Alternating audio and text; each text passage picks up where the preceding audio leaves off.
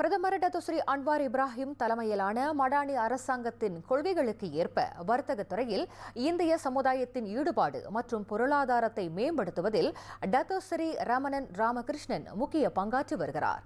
தொழில் முனைவோர் மற்றும் கூட்டுறவு மேம்பாட்டு துணை அமைச்சராக இருக்கும் அவர் வர்த்தக துறையில் இந்திய சமுதாயத்தின் பொருளாதார மேம்பாட்டை முக்கிய நோக்கமாக கொண்டு கடந்த ஓராண்டில் பல்வேறு திட்டங்களை முன்னெடுத்துள்ளார்.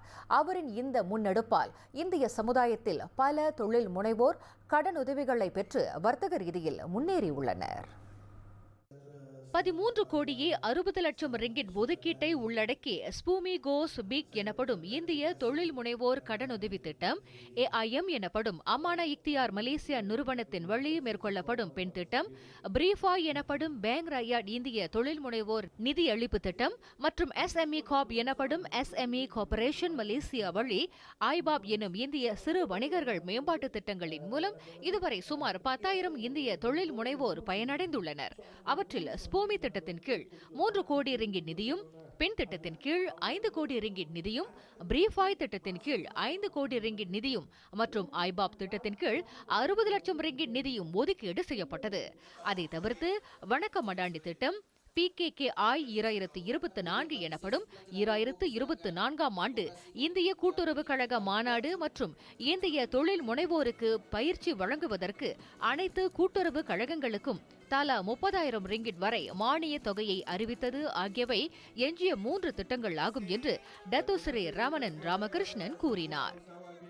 இந்த வணக்கம் Madani is to promote all these programs.